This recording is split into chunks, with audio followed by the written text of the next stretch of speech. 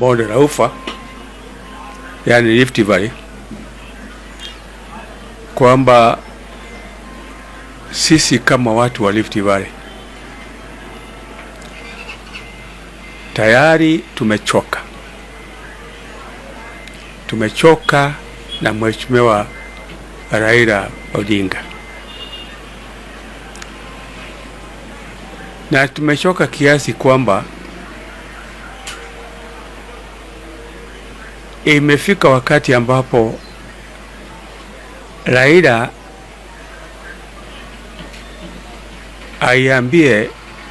auambie ulimwengu mzima kama yeye kweli ni mwana demokrasia. Manake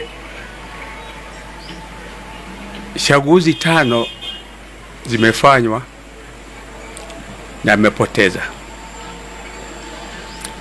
Ameenda mahakamani, amepoteza. Kutoka mahakamani, kazi yake ni maandamano ambayo yanavuruga nchi, biashara za watu na hata maafa. Maandamano ya juzi tumepoteza watu 30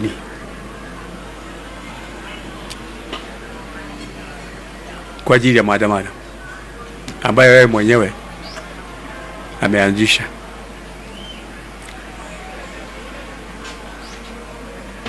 Mwaka wa 2017 tulipoteza mamia ya watu. Nadhani ilikuwa watu 1,300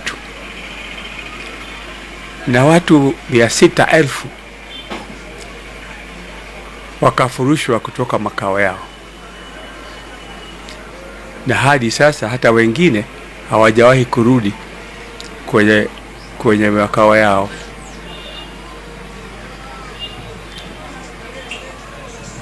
Ya tukirudi nyuma kabisa, mwaka wa 1982 alijaribu kufanya mapinduzi katika nchi hii wakati wa utawala wa Moi, na damu pia ilimwagika katika nchi hii. Swali ni, tutamwaga damu kiasi gani ili Raila aridhike kwamba alishindwa uchaguzi?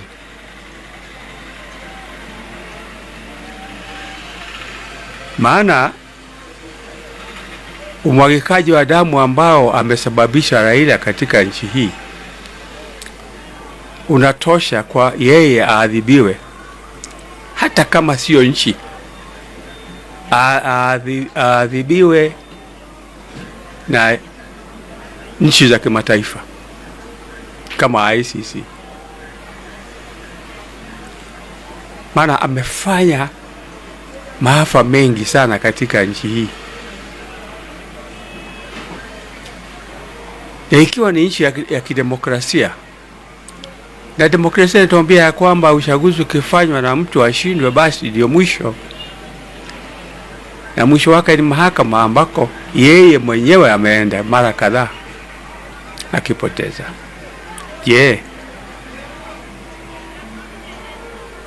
damu ya Wakenya itaendelea kumwagika kwa ajili ya mtu mmoja katika nchi hii? Nimeona jumuiya za kimataifa wakisema ya kwamba ikiwa hakutakuwa na mazungumzo, wataleta sanction, wanaita sanction katika nchi hii. Sasa mimi najiuliza, kutuwekea vikwazo kwa ajili ya mtu mmoja ambaye wanamjua vizuri sana maafa ambayo yamesababisha katika nchi hii, umwagikaji wa damu, uharibifu wa mali, alafu waekea nchi ya Kenya vikwazo. Hiyo si haki, na hiyo sio demokrasia. Bwana Raila anastahili kuwa katika mahakama ya kimataifa akijibu mashtaka haya ya mauaji, kama wale wengine ambao wamepitia kwenye mahakama hiyo. Na pia najiuliza, kuna nchi kama Niger juzi walifanya mapinduzi. Nchi za kimataifa hasisemi lolote, hasa Marekani ambao ni nchi yenye nguvu sana duniani. Kuna Sudani hapa, kuna South Sudan, kuna Somalia hapa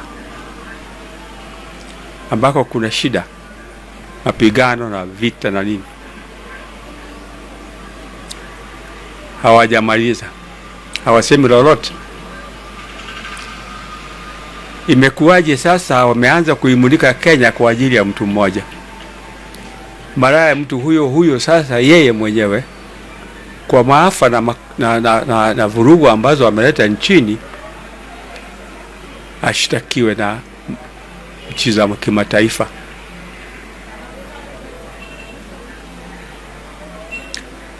Nasikia wakisema sasa kuna mazungumzo.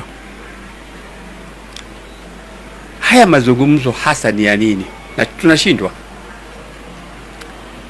Uchaguzi ulifanywa akashindwa, kenda mahakamani akashindwa.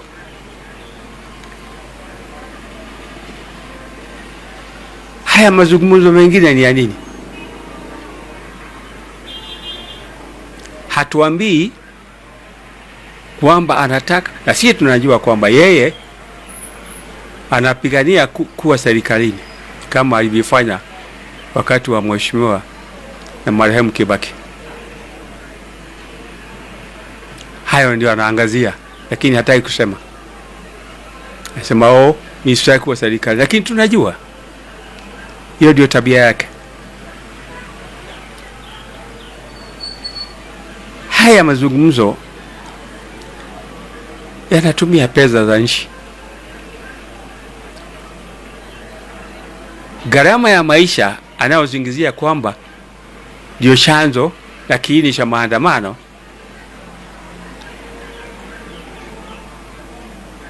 Kuna watu ambao walienda mahakamani wakiongozwa na Mtata. Kesi yao imetupiliwa mbali na mahakama,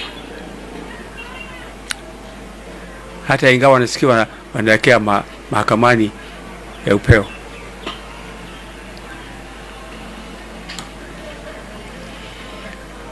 Hali ya maisha ni ya ulimwengu. Ulimwengu wote unalia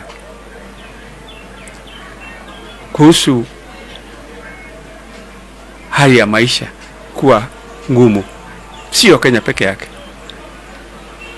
Tuna marafiki, tuna na ndugu zetu Tanzania, tuna ndugu zetu Uganda,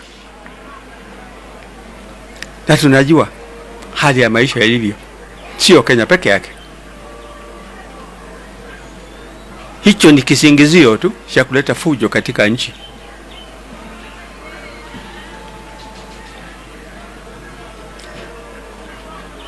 Mimi ningeomba international community, ikiwa watajihusisha na jambo hili, kwanza Raila ashtakiwe maafa aliyofanyika kwa ajili ya maandamano aliyofanya nchi hii. Kwa kweli maana yake ameua, yeye ndio amesababisha, sio polisi. Itawezekanaje watu kupigana na polisi na mawe na silaha za kila aina kupigana na polisi. Wewe unatarajia polisi tu umchambulie akae kimya tu na ana silaha, atajikinga? Kwa hivyo wale wote ambao walipoteza maisha yao walipigana na polisi, na polisi wakajizuia. Kwa hivyo ikiwa haki inaweza ikaonekana katika nchi hii, Raila anastahili sasa hivi kuwa mahakamani ya ICC yeye mwenyewe kujibu mauaji ama kusababisha mauaji katika nchi. Sidhani hata kama haya mazungumzo baina ya serikali na upinzani yataleta mafanikio yoyote, Raila akiweko hata ridhika. Bipartisan ilikuwepo, hakuridhika, ikaujika. Ni maandamano ya nini sasa tunarudia? Na hata hakuna haja. Rais wa nchi kukubali mambo kama hayo. Anapoteza muda wake wa kuwafanyia Wakenya kazi kwa ajili ya mtu mmoja kati ya milioni 50. Haiwezekani. Na Ruto asipojihadhari, Raila atamharibia muhula wake huu wa miaka 5. Atamaliza miaka 5 bila kuwafanyia Wakenya kazi kwa ajili ya mtu mmoja kati ya milioni 50 katika nchi hii. Na ningeomba hawa mabaruzi wa mataifa mbalimbali nchini ambao wameomba Kenya iwekewe vikwazo kwa ajili ikiwa hawatafanya mazungumzo. Hilo ni tisho lisilo na maana na tisho la kijinga. Mabarozi hawa wanajua jinsi Raila anavyofanya katika nchi hii. Badala ya kumshtaki wao wenyewe kufanya maafa katika nchi, wanasema kwamba wataweka vikwazo katika Kenya ikiwa hakutakuwa na mazungumzo. Tuzungumzie nini? Watu wanazungumzia nini hasa? Serikali ipo inafanya kazi yake. Alishindwa mahakamani alipopoteza uchaguzi. Wote ni nini kingine sasa? Ashtakiwe kwa ajili ya kuleta maafa katika nchi ambayo ni ya kidemokrasia, nchi ambayo ni tulivu. Ameleta mzozo kufikia watu kupoteza maisha yao. Ikiwa kweli kuna sheria katika nchi hii, hata katika nchi za kimataifa, maana wasipochukua hatua kwa Raila, tutaendelea kupoteza watu katika nchi hii. Serikali haitafanya kazi, kutakuwa na mzozo katika nchi.